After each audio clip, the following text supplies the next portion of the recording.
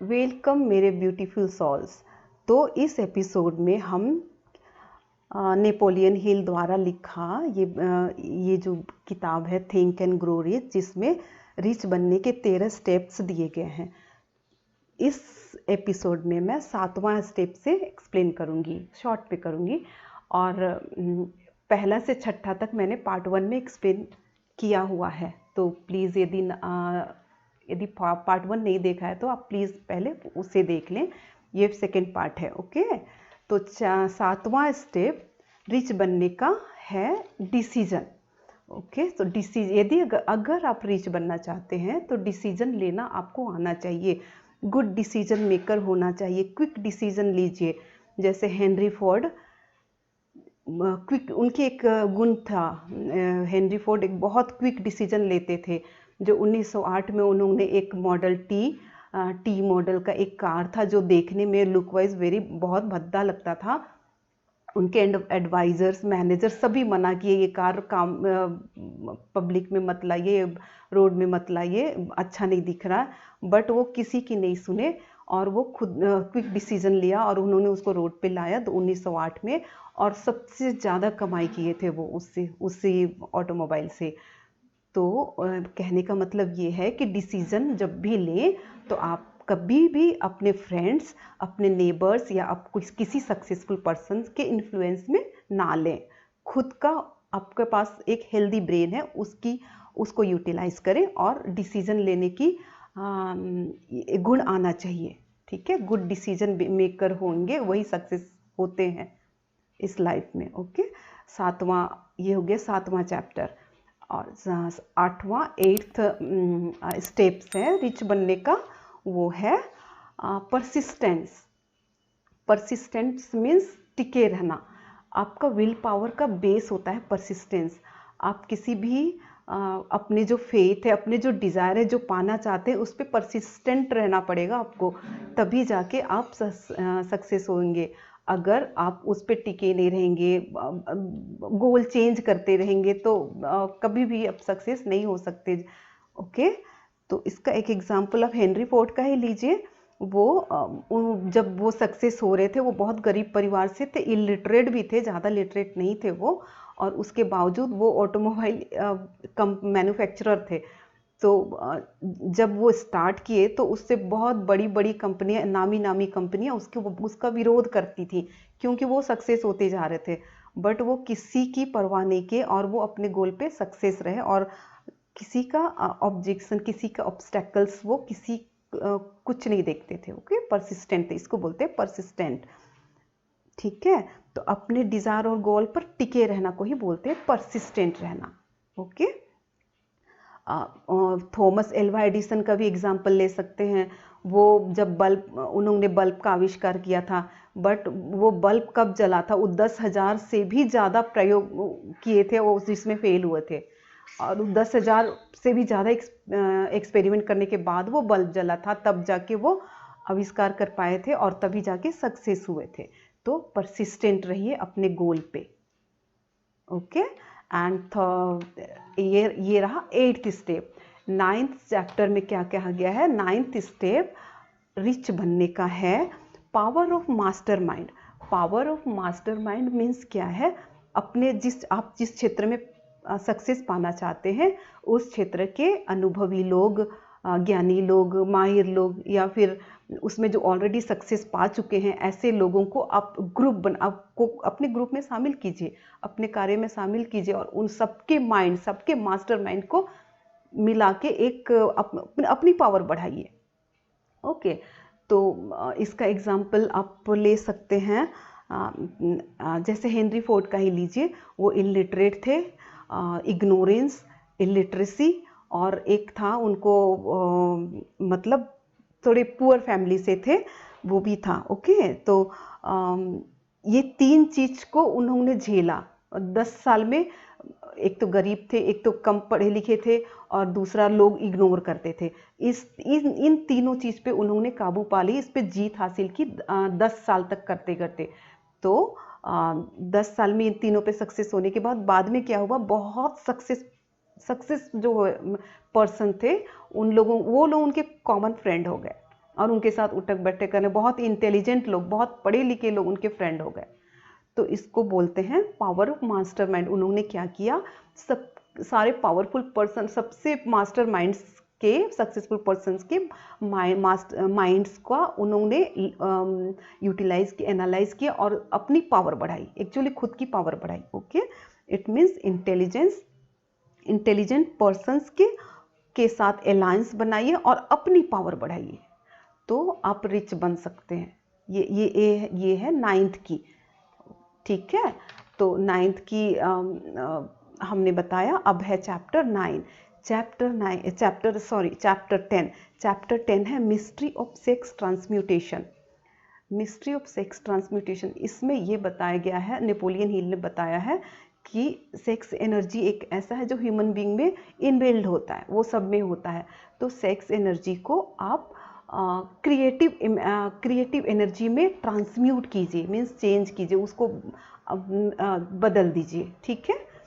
तो जो भी सक्सेसफुल पर्सन है, जो भी सक्सीड हुए हैं इस दुनिया में, जो भी बहुत पावरफुल पर्सन लोग, सबकी आप देखेंगे वे सेक्स ट्रांसम्यूटेशन करने में वो सफल हुए हैं।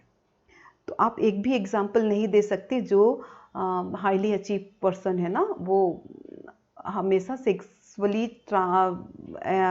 एनर्जी है उसको उन्होंने यूटिलाइज किया, उसको सदुपयोग किया है, उसको ट्रांसम्यूट करने में वो सफल, क्रिएटिव एनर्जी में वो उसको ट्रांसम्यूट किए हैं। ओके, तो इसको पॉजिटिवली लीजिए। That's it. एंड चैप्टर 11 में नेपोलियन हिल ने लिखा है रिच बनने का हमारा नेक्स्ट स्टेप है, बहुत अच्छा स्टेप, जो कि सबके पास है, subconscious mind. The subconscious mind सबके पास है और उसको आप उसका उपयोग कीजिए, उसको यूज़ कीजिए। सबकॉन्शियस माइंड को डोरमेंट मत बनाइए, मीन्स उसको स्लीपिंग मोड में मत डालिए। ओके, तो ये हमारा क्या है, हम सबकॉन्शियस माइंड हमारी इच्छाएं पूरी करती है, बट उसी इच्छाएं को पूरी करेंगी जो आपके डोमिनेटिंग, जो हाईली एनर्जाइज्ड होंगे। ओके, तो हमारा पॉजिटिव एनर्जी भी हो, पॉजिटिव इमोशंस है एंड नेगेटिव इमोशंस होते हैं। तो पॉजिटिव इमोशंस क्या क्या है, लव हो गया, ओके, लव हो गया, रोमांस हो गया, इमोशन ऑफ सेक्स हो गया, and faith, love, hope. Okay, hope मतलब आशा रहना, डिज़ायर, ये सब हमारे पॉजिटिव इमोशंस हैं। और नेगेटिव इमोशंस क्या क्या होते हैं, फियर, डर, जेलसी मतलब ईर्ष्या की भावना, हेट्रेड, एंगरनेस, रिवेंज लेना, ये सब रिवेंज की भावना। ओके, एंड ग्रीड, लालच, सुपरस्टिशन यानी अंधा विश्वास करना किसी भी चीज़ पे बिना कोई बेस जाने, ये भी नेगेटिव एनर्जी है। ओके, एंड एंगरनेस, गुस्सा में रहना। तो ये नेगेटिव जो इमोशंस है वो भी होते हैं। तो आप कौन से इमोशंस में रहते हैं, आपके कौन से इमोशंस डोमिनेटिंग है। यदि पॉजिटिव इमोशंस डोमिनेटिंग है तो नेगेटिव इमोशंस अपने आप दब जाएंगे और आपका सबकॉन्शियस माइंड पॉजिटिव इमोशंस को ही लेगा, उनको ही पिक करेगा और आप हमेशा पॉजिटिव इमोशंस में रहेंगे। तो क्या होता है कि आप जब अपने क्लोज पीपल के साथ, जो जिनसे आप वर्क करते हैं, रोज़ रोज़ जिनसे इंटरेक्ट होते हैं, आप उनको क्या कर सकते हैं, आप उनके माइंड पढ़ सकते हैं। आप पहले से जान जाते हैं कि ये क्या, अब नेक्स्ट ये क्या बोलने वाला है, ये क्या सोच रहा है, ये पहले आप पकड़ लेते हैं, एंटिसिपेट कर लेते हैं। इसे क्या बोलते हैं, इंट्यूशन बोलते हैं। तो उसको ये आप उनके वही थॉट पकड़ते हैं जो उनका डोमिनेटिंग थॉट होता है, यानी जो हाईली एनर्जाइज्ड होता है। ओके, तो यदि पॉजिटिव एनर्जी आपका भी उसी तरह आपके सामने वाला पिक करेगा। यदि आपका पॉजिटिव एनर्जी एनर्जाइज्ड वे में रहेगा, काफ़ी इंटेंस रहेगा।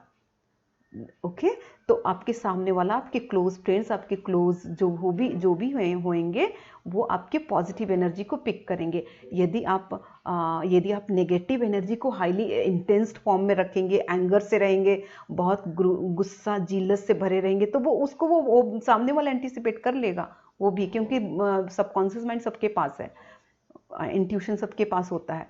और फिर वो डोमिनेटिंग आपका नेगेटिव एनर्जी का होगा, तो आपके सामने वाला आपके नेगेटिव एनर्जी को एंटिसिपेट कर लेगा और आपसे दूर होएगा, आपको कोई कोऑपरेट नहीं करेगा, आपको हेल्प नहीं मिलेंगे, आप लाइफ में सक्सेस नहीं होंगे, सिंपल। तो पॉजिटिव इमोशंस को हमेशा डोमिनेटिंग फॉर्म में रखिए और तभी वो सबकॉन्शियस माइंड में वो पिक हो जाएगा। That's it. तो ये हो गया चैप्टर 11।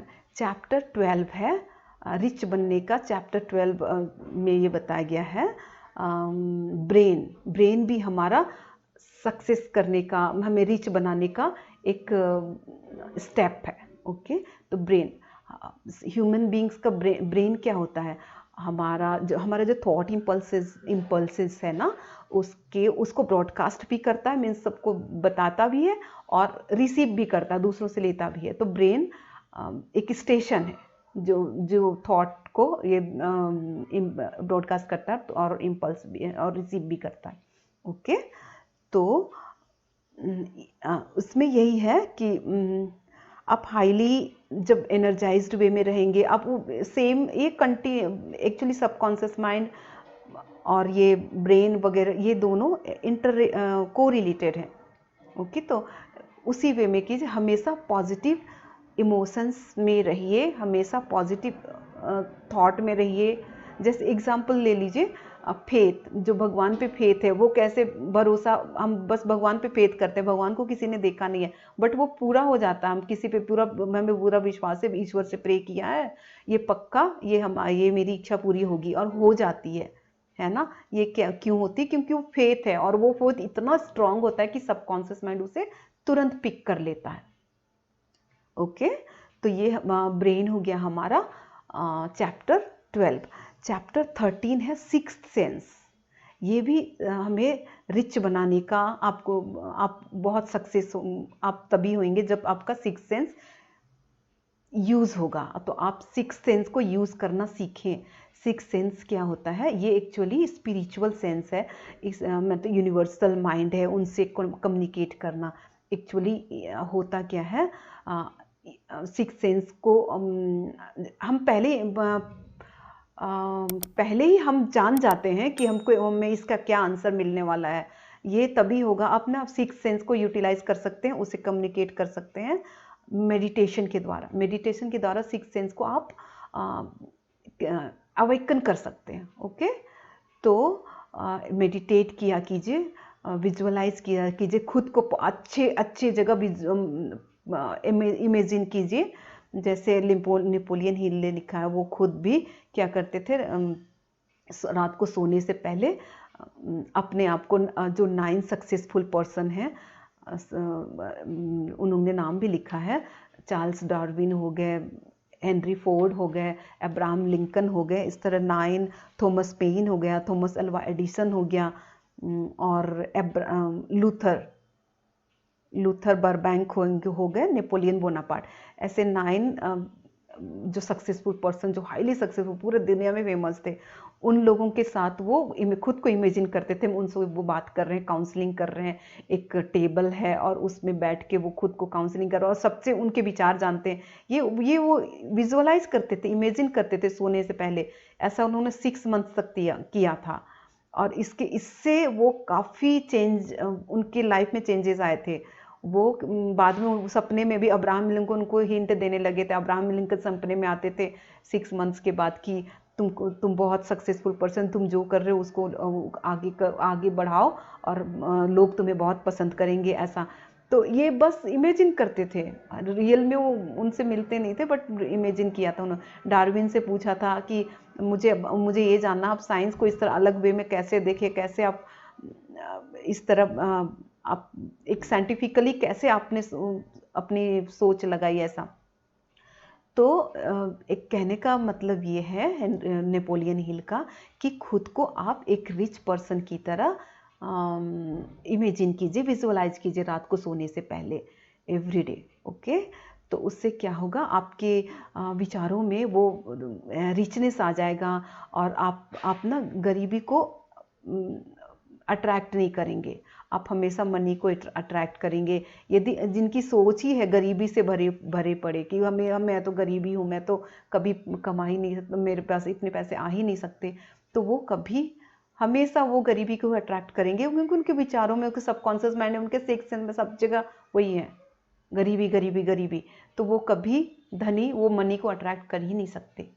ओके, तो जो एग्जाम्पल ले लीजिए, जैसे कि एक महात्मा गांधी के एग्जाम्पल लीजिए। महात्मा गांधी भी इतने पावरफुल नहीं थे, अकेले में कुछ पावर नहीं था उनका, बट लोगों का फेथ, जो करोड़ों इंडियंस का उन पे फेथ था, उसकी वजह से वो सबके क्या किया, सबके मास्टरमाइंड को एक पावर बनाया, और उस पावर की वजह से वो एक बहुत पावरफुल पर्सन में अपनी पावर बढ़ा ली। अपनी पावर कैसे बढ़ाई? लोगों के इतने मास्टरमाइंड जो इंडियंस थे ना, सबके माइंड को यूज किया, सबके पावर को यूज किया, उनका फेथ को यूज किया, और फिर वो अपनी पावर बढ़ाए, और अंग्रेजों को वो बिल्कुल इन्फ्लुएंस कर लेते थे और उनको ट्रबल में डाल देते थे बिना हथियार के। तो ये महात्मा गांधी का सक्सेस नेपोलियन हिल ने इस बुक में भी एक्सप्लेन किया है कि वो किस तरह अपने पावर को बढ़ाए, लोगों का भरोसा जीत के। ठीक है, तो फॉलोवर्स बढ़ाइए लोग, अब उससे आप क्या होगा, आप हाईली सक्सेस रहेंगे इस लाइफ में। और अपने सिक्स सेंस को, सबकॉन्शियस माइंड को क्रिएटिव इमेजिन कीजिए।